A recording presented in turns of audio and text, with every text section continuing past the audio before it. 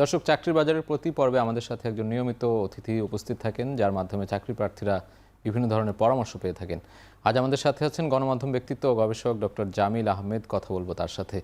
জামিল ভাই, আপনাকে স্বাগত আমাদের স্টুডিওতে। ধন্যবাদ আপনাকে। শুরু করতে চাই আপনার সাথে আলোচনা। আমরা একটা নতুন বছরে আছি, 2026 জানুয়ারির চলছে এখনো। নতুন বছর মানে নতুন চাকরি, নতুন কর্মস্থল, অনেক মানুষের জন্য নতুন বছরে কেউ নতুন চাকরিতে জয়েন করবে বা নতুন কর্মস্থল হবে, সেই জায়গাটা পরিবেশের সাথে খাপ খাওয়ানো কেমন হতে পারে, নতুন কর্মস্থলে মানিয়ে নেওয়ার যে বিষয়টা থাকে, সেই বিষয়গুলো নিয়ে একটু শুরুতেই জানতে চাই আপনার কাছে। আপনি দীর্ঘদিন ধরেই পরামর্শ দিয়ে থাকেন, ট্রেনিং করিয়ে থাকেন, সেই জায়গা থেকে আপনার অভিজ্ঞতা জানতে চাই। ধন্যবাদ। আপনি যথার্থই বলেছেন। নতুন বছরে বিশেষ করে যখন last quarter, October, November, December থাকে একটি বছরে, ধরা যাক যেটি 25-এ ছিল, মানুষের মধ্যে একটা আকাঙ্ক্ষা থাকে, বলে একটা রেজলিউশন থাকে যে নতুন বছরে আমি কোন ধরনের কাজে যাব। তো এই ক্ষেত্রে আমার কাছে মনে হয় যে বাংলাদেশের প্রেক্ষাপটে এখন যেহেতু চাকরির বাজার প্রাইভেট সেক্টরে একটু ডিক্লাইনিং, কম পরিমাণ, আপনি যখন চাকরির তথ্যগুলো দিচ্ছিলেন তখন আমি লক্ষ্য করেছি। তার মানে যারা চাকরি প্রত্যাশী থাকবে তাদেরকে নিজস্ব কিছু স্কিল সেট অর্জন করা, সে যদি নিজেকে গড়ে তোলে যে আচ্ছা আমি নতুন বছরে আমি এখন যেখানে আছি তার চেয়ে বেটার কোনো জায়গায় যেতে চাই, তাহলে অবশ্যই তাকে নিজের কিছু দক্ষতা, যেমন ধরা যাক সে যদি কমিউনিকেশন প্রফেশনাল হয় বা কোনো ধরনের ক্লায়েন্ট সার্ভিসে কাজ করে, তাকে কিন্তু অবশ্যই ভাষাগত দক্ষতা অর্জন করতে হবে। যেমন তাকে শুদ্ধ সুন্দর বাংলায় কথা বলতে পারতে হবে এবং at the same time he or she needs to speak in the good English. তো এই একটা। দ্বিতীয় হচ্ছে, অনেকেই আমি দেখি আজকাল যে চাকরি যখন প্রত্যাশা করে, উনি যেই সিভি বা বায়োডাটা জমা দেন সেটা অনেক সময় আপ টু দ্য মার্ক থাকে না। রাইট। যে কারণে হয় কি, উনি হয়তো অন্য ভালো কোনো ব্যক্তির সিভি দেখে নিজের মতো করেছেন, কিন্তু সেই ব্যক্তির মতো করতে যে নিজের তথ্যগুলোকে ঠিকমতো আনতে পারেননি। এজন্য আমি বলবো যে নিজস্বতা, একটা ইউনিকনেস থাকা। দ্বিতীয়, আজকাল সিভিটা অনেক বেশি গুরুত্বপূর্ণ। আমি যখন মাঝখানে মার্কিন যুক্তরাষ্ট্রে একটা আইজেনহাওয়ার ফেলোশিপে গিয়েছিলাম, তখন তারা বলেছে যে তোমার সিভিটা হতে হবে 1 পেজের, মাত্র 1 পাতা। কারণ তোমার বৃহৎ সিভি তখনই মানুষ চাইবে যখন সে 1 পাতা পড়ে কনভিন্সড হবে। এই জন্য প্রত্যেকের একটা 1 পেজের ভার্সন থাকা, এটি হচ্ছে দ্বিতীয়।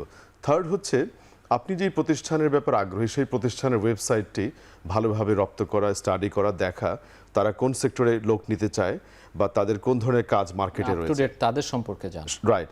এই জন্য একটা ব্যক্তি সিভিতে কতটা স্মার্ট তার চেয়ে উপস্থিত যখন সে হয় ইন্টারভিউ বোর্ডে, সেই সময়ের স্মার্টনেসটি সবচেয়ে গুরুত্বপূর্ণ। তো কেউ যদি এই 3-4টি দিক নজর দিয়ে দেন নতুন বছরের চ্যালেঞ্জগুলোকে গ্রহণ করতে চায়, তাহলেই সে সফল হবে বলে আমার কাছে মনে হয়। এবং এই নতুন পরিবেশের সাথে খাপ খাওয়ানোর একটা বিষয় আছে।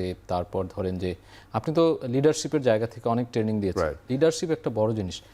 নতুন একটা অফিসে গেলাম, সেখানে গিয়ে নিজেকে তৈরি করা বা লিডারশিপের জায়গায় যাওয়া, সেটা কতটা চ্যালেঞ্জিং, সেখানে কি ধরনের পদক্ষেপ? খুব যথার্থ বলেছেন আপনি। যেমন ধরেন, লিডারশিপটিকে আজকাল বিভিন্নভাবে দেখা হয় যে একটি ব্যক্তি যখন একটা লিডারশিপ পজিশনে থাকে তার লিডারশিপ, তারপরে উনি যখন ম্যানেজার থাকেন, কিংবা যেই ব্যক্তি এন্ট্রি লেভেলে জয়েন করে তারও লিডারশিপ স্কিলগুলো বৃদ্ধি পাচ্ছে কিনা, এগুলো এমপ্লয়ার বা এইচআর সেকশন নজর দেয়। এই জন্য আমার কাছে মনে হয় নেতৃত্ব বিকাশের জন্য সবচেয়ে বেশি জরুরি হচ্ছে যে এই ধরনের পজিশনে যারা সাকসেসফুল হয়েছে তাদের কিছু দেখবেন, আপনি ইউটিউবে ভিডিও পাবেন, তাদের পাবলিক স্পিকিং কোয়ালিটি কেমন থাকে। যে একজন যিনি নেগোসিয়েশন ম্যানেজার থাকেন, উনি দেখবেন একটা প্রতিষ্ঠানের পক্ষে সে অন্য ক্লায়েন্টদের সাথে ভালো একটা ডিল করতে পারে।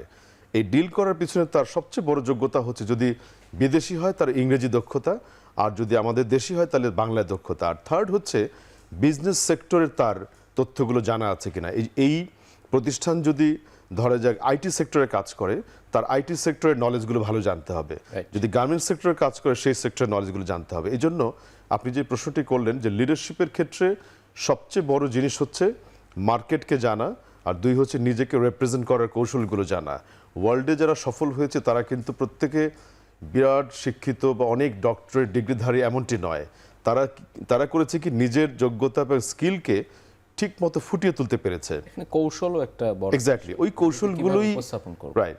এই কৌশলগুলো হচ্ছে, আমি বলি আজকাল কোনো রকেট সায়েন্স না। কারণ আজকাল আপনার আর্টিফিশিয়াল ইন্টেলিজেন্স বা মেশিন লার্নিংয়ের যুগে এসে আপনি দেখবেন যে নিজের দক্ষতা যোগ্যতা যতটুকু আছে তার সাথে যদি আপনার প্রায়োগিক যোগ্যতা, যেটা আইসিটির যোগ্যতা, সেটি যদি আপনি কম্বাইন করতে পারেন, তার মধ্য দিয়ে একটা ব্যক্তি কিন্তু এগিয়ে যেতে পারে। খুব বিশেষ কোনো কষ্টের প্রয়োজন নেই, এক্সিস্টিং প্রচুর রিসোর্স রয়েছে। আমরা যখন এমফিল পিএইচডি করেছি আমরা এক্সিস্টিং রিসোর্সগুলো স্টাডি করেই করেছি। এর সাথে একটু যোগ করতে চাই যে ভাইভাতে ভালো করার উপায় কি? অনেকেই ঘাবড়ে যান বা আত্মবিশ্বাসে মানে একদম আত্মবিশ্বাসহীন খুব হয়ে যান। গুরুত্বপূর্ণ তথ্য সেটি হচ্ছে আত্মবিশ্বাস বাড়ানোর উপায়। সেটি হচ্ছে যে আপনি যখন ভাইভাতে যাচ্ছেন, এগেন কোন প্রতিষ্ঠানে যাচ্ছেন সেই প্রতিষ্ঠান সম্পর্কে আগে তথ্য জানা থাকলে তার কনফিডেন্স থাকবে। দ্বিতীয় হচ্ছে অনেকেই টাইম ম্যানেজমেন্ট খেয়াল করে না, খুব দ্রুততার সাথে সেখানে লোকেশনে পৌঁছাতে চায়। যদি সে টাইমের চেয়ে মিনিমাম আধা ঘন্টা আগে পৌঁছাতে পারে তার মধ্যে নার্ভাসনেস থাকে না।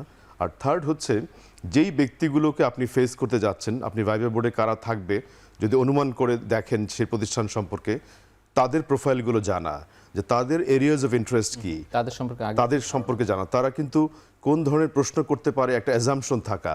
এই 4-5টা প্রস্তুতির সমন্বয়ে একটা ব্যক্তির নার্ভাসনেস কমে যায়, তার মধ্যে যদি কোনো মুদ্রা দোষ থাকে সেগুলো সে কন্ট্রোল করতে পারে। আর সর্বোচ্চ হচ্ছে তার কনফিডেন্সটা তার চোখে মুখে ফেশিয়াল এক্সপ্রেশনে টের পাওয়া যায় যে এই ব্যক্তি মোটেও নার্ভাস না, সে নিজেকে ফুটিয়ে তুলতে পারছে। তো ওই উপস্থিত বুদ্ধিমত্তাটাই মূলত এমপ্লয়ারকে অ্যাট্রাক্ট করে। সবশেষ একটু জানতে চাই, চাকরির নিরাপত্তা একটা বড় বিষয়।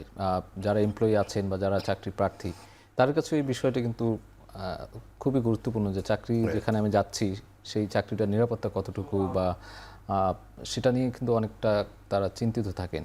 চাকরির নিরাপত্তাটা কতটা জরুরি? অত্যন্ত জরুরি, কারণ একটি অবশ্যই বেসরকারি সেক্টরে এটা অত্যন্ত জরুরি। অনেকেই একটা জায়গা থেকে চাকরি ছেড়ে যখন আসে তখন সেটি জানতে চায়।